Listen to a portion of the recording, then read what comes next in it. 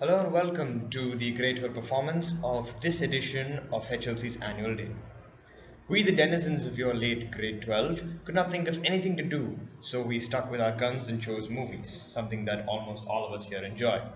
What we have here for you today is a lineup of the most influential movies to grace our screens. From each genre, we picked out the movies that have stood the test of time and continue to influence and change the way the respective genres are perceived.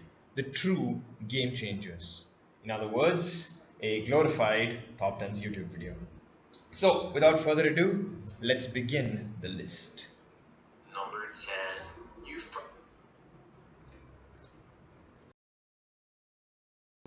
Bambi is certainly on your list for animated movies that you adored as a child, whether you were raised in the more classic era of Disney's hand-drawn animations or in the modern age of CGI and live-action Disney remakes.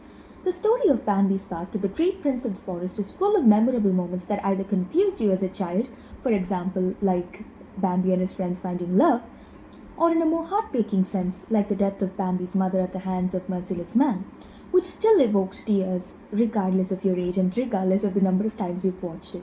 It happens every single time. Bambi's cultural impact is certainly large, though it had a relatively silent and younger sequel in 2006, which, if you think about it, is exactly a century later.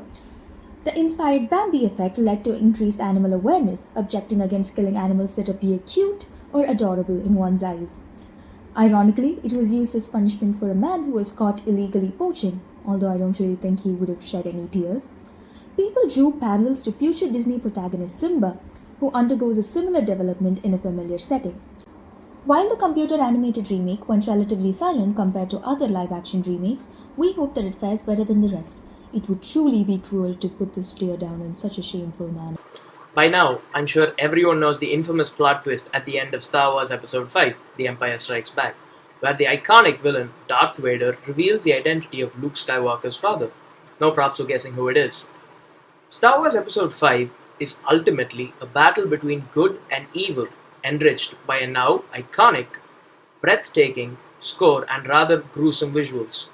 The box office sensation of 1980 has gone on to change the science fiction genre forever. The Star Wars trilogy was the first time a Hollywood movie heavily relied on special effects. It marked the beginning of a new era in the industry. The commercial success of the MCU would not have been possible without its state of the art graphics and special effects, without Star Wars highlighting its importance throughout the likes of spaceships shooting at each other and lightsabers flaring up. Hollywood would not have considered special effects to be deserving investment. Star Wars also showed Hollywood that you can make more money through merchandise than from the box office. The money hasn't stopped flowing even today, 40 years after its release. Many people know Charlie Chaplin for his iconic appearances in the era of silent films, brandishing his signature character, the Tramp, throughout all his classic films. Yet, City Light stands out, produced in his defiance against the newly popular medium of sound films. Despite the casting struggles in the dying medium, it was praised as one of his best works, held in high regard to this day by many in the industry. The film follows Charlie's character, the tramp, falling in love with a blind girl selling flowers. Simultaneously, the tramp also has mishaps with a drunken millionaire who's fond of him by night, but come morning in sobriety sees him as nothing but a lowly tramp. His main focus is to cure the girl's blindness, jumping through hoops to earn money from a day job to a hilarious boxing match where his best efforts fall short. He eventually gets her money but lands in jail due to a misunderstanding. After being released, the tramp wanders the streets unruly and unkempt. The girl working at the flower shop recognizes Tramp despite his disheveled state. This scene was so emotionally captivating, some claim it was the best single piece of acting ever. Charlie Chaplin continued to make a few silent films until he feared becoming old fashioned. He finally made his sound debut with the widely popular yet controversial film The Great Dictator. City Lights, however, still holds a place in many people's hearts as a film that managed to invoke so much raw emotion without uttering a single word. A blast of the past and a standing classic 35 years later. While released in the middle of similar time-traveling films like Terminator 2 and Time Bandit, Back to the Future focuses more on the consequences of interfering in the past, as Marty McFly struggles to return to his present timeline, which is slowly fading away as he accidentally stops his parents from meeting each other. The film is a great mix of comedy, science fiction, and 50s nostalgia, the latter making it appealing to both kids and adults at the time, especially with all the small references mixed in between both timelines. As Marty is trying to fix his parents' marriage, he learns more about them and why they don't gel together, which he desperately tries to change. Doc Brown is a perfect comedic foil, a contrast from his crazed scientist stereotype, maintaining a close relationship with Marty even before his birth. Back to the Future has generated 2 sequels, with the original still garnering discussions and references in numerous works of art. Marty and Doc Brown have drawn comparisons from fans in similar time-traveling shows like Futurama's Fry and Rick Sanchez from Rick and Morty. The time-traveling DeLorean has become a relic in film history as well, with fans crowdfunding its repair and even making documentaries on their discussions, with the original cast even making an appearance. Every single one of us has now grown familiar with the iconic dialogue, "The name's Bond, James Bond." I'm sure all of you would associate the dialogue to a hero's code number 007. After all, that's what James Bond is, a hero. Someone willing to risk his life for his nation. He's a character with barely any flaws, which means that although he may not be relatable for many, he certainly is someone many kids looked up to as a role model. A handsome man who's both physically strong and incredibly clever.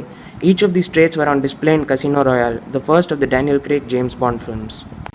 Spy genre tropes such as a key character being a double agent were popularized by the Bond films. The novels by Ian Fleming and the older Bond films with the titular role played by Sean Connery are arguably the most influential of the lot. Over the years, Bond has inspired numerous action-packed spy films such as the Mission Impossible series and The Man from U.N.C.L.E.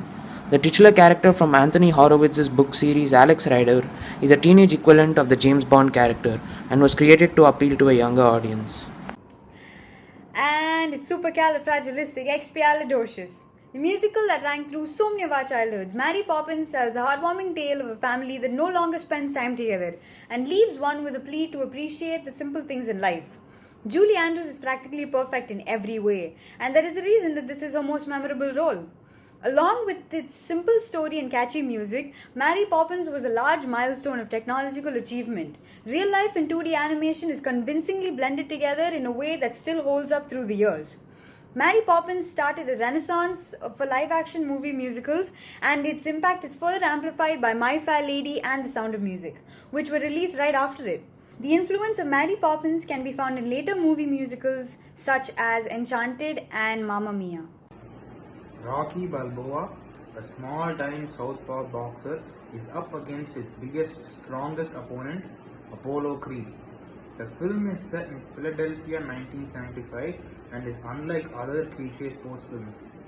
Rocky was chosen to fight Creed by Creed himself and begins to take the sport seriously and trains very hard.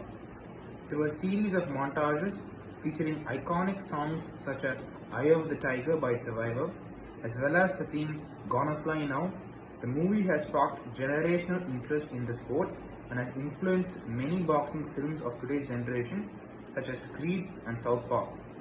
With an unfortunate ending where Rocky loses, he still wins the hearts of the crowd and is considered a legend in the sport. Little Woman, 1933. The first major movie adaptation of Little Woman was a huge risk for the production company to take. People were not sure whether a fully female-run film about the domesticity of home life would be able to do well at the box office. But the risk paid off, and Little Woman was a huge success. People fresh off the Great Depression could relate to March's struggles with money and their awe at seeing the inside of their rich friend's house, but can also escape into their world where, while they do struggle with money, they still have a warm, cozy house and more than enough food. Katharine Hepburn was the biggest star as Jo March, and is tomboyish, active, and never wants to be married. She wants to write and publish her own stories and is a character who's ahead of her time. And she does a brilliant job of conveying her vulnerability and her fear when her sister announces that she will be getting married, and all Jo wants is for their life to stay the same. Of course, this is a 1930s movie, and as in the novel, Jo gets married to a much older German professor with whom she has a slightly alarming father-daughter relationship. Bit of backstory on that. Louisa May Alcott, the author of the Little Woman novel, never intended for Jo to get married. After releasing the first half of her book, fans were hoping that Jo would end up with her best friend Laurie. But Louisa paired Laurie off with Jo's sister and planned to leave Jo as a bachelorette, much like Louisa herself.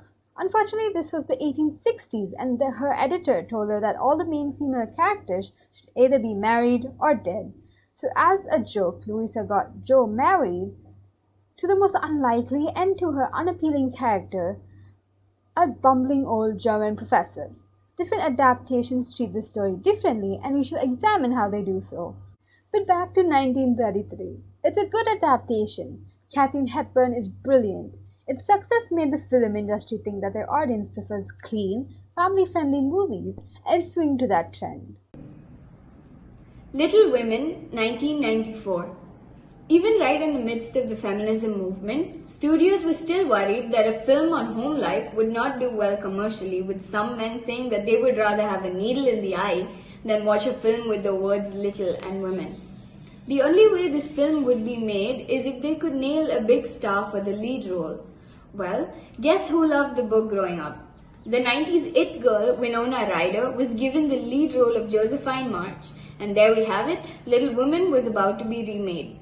And my god, it was a hit. Jo is boisterous and creative, and we see her work and write and live vicariously through her best friend Laurie, since he can do all the things she wants to but can't. Their mother has far more agency through the movie than she has ever had before, but retains that empathy and generosity that made her special in the novels. Jo still marries the German professor, but now the movie takes the time to build their relationship and make it seem genuine and not vaguely disturbing or all of a sudden. The movie is charming, filled with heart and star-studded, with Christian Bale and Kirsten Dunst in supporting roles. Now, how can somebody follow the success and icon status of Little Woman 1994? Greta Gerwig, the director of Lady Bird, answers this question in her wholly unique retelling of this classic story.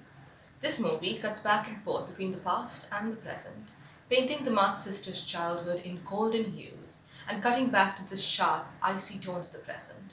This movie, much like the 1933 version, shows its characters painfully aware that marriage is their expected path. Amy, played to perfection by Florence Pugh and far more sympathetic than she has ever been, has a monologue where she calls marriage an economic transaction, and in a world where she can't, nay, isn't allowed to, stand on her own, marrying for money is a necessity to provide for her family. Jo, brought to screen by Saoirse Ronan, talks about how she never intends to get married, and yet she craves companionship to abate her loneliness. The story that this novel tells has aged wonderfully, and this movie is a homage to Louisa May Alcott herself, breaking down the barriers between her and Jo. Jo faces the same difficulties that Louisa faced while trying to get her book published. In the book that Jo writes about her life, she is told by her editor that her character must be married by the end of the novel. In a clever scene, Greta Gerwig lets the audience believe that Jo has married her professor, who, in this case, is handsome and French. Yet it cuts back to reality, where Jo has fictionalized this ending to satisfy her editor. Jo herself remains, like Louisa May Alcott, without a husband and with a best-selling novel and a loving family.